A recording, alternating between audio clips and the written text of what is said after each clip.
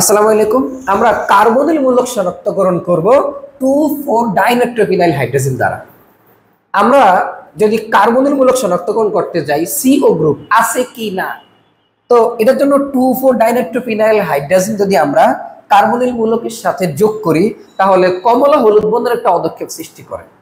তো আমরা যদি দেখি এই যে 2,4-ডাইনাইট্রোফিনাইল হাইড্রোজেনটা যদি আমি এখানে ঢালার চেষ্টা করি, একটু আমরা দিলাম, দেওয়ার পরে এই যে আমরা দেখলাম কি যে এই যে একটা হলুদ হলুদ বর্ণের একটা পদক্ষেপ, হলুদটা একটু গাঢ় মানে কমলা টাইপের, কমলা হলুদ বর্ণের একটা পদক্ষেপ সৃষ্টি করলো। আর যখনই কমলা হলুদ বর্ণের পদক্ষেপ সৃষ্টি হইলো তাহলে বুঝলাম যে এখানে কার্বনিল মূলক আছে, অর্থাৎ এটা আমরা জানি অ্যালডিহাইডও হইতে পারে, কিটোনও হইতে পারে।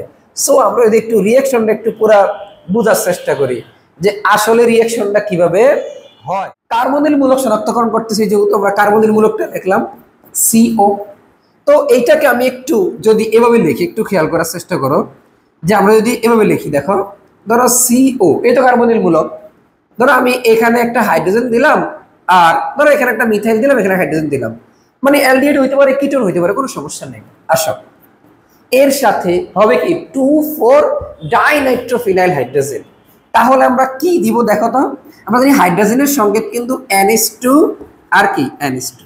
সো আমরা এটা একটু লেখার চেষ্টা করি, এই যে এই দেখো NH2 আর কি NH2। তো আমি তো একটা হাইড্রোজেন সরিয়ে এখানে একটা বেনজাইল মূলক বা ফিনাইল মূলক দিব। তো দেখো এটা যদি তুমি এক কল্পনা করো, এক নম্বর কার্বন কল্পনা করো, তাহলে এটা 2, এটা 3, এটা 4, এটা 5। তো আমরা জানি এখানে কি হয় যে এই কার্বনে একটা NO2 আর এই কার্বনে একটা NO2 বসে, এই জন্যই বলা হয় দেখো 2 নম্বর কার্বনে একটা NO2, 4 নম্বর একটা NO2, এজন্য বলা হয় 2,4, দেখো বলা হয় কি 2,4-ডাইনাইট্রোফিনাইল হাইড্রোজেন, 2,4-ডাইনাইট্রোফিনাইল হাইড্রোজেন। তো এটা দেওয়ার পরে রিঅ্যাকশনটা কিভাবে ঘটে একটু খেয়াল করো। রিঅ্যাকশনটা ঘটে এই যে অক্সিজেন আর এই হাইড্রোজেন চলে যায়, তাহলে হয় পানি আর নাইট্রোজেনটা এখানে অ্যাটাচড হয়, তাহলে আলটিমেটলি হয় কি CH3CH, এই ডাবল বন্ড, এই পানি চলে গেল আর এখানে NH, NO2 আর NO2। এই যে এই যৌগটার একটা কমলা, দেখো কমলা হলুদ পদক্ষেপ সৃষ্টি করে।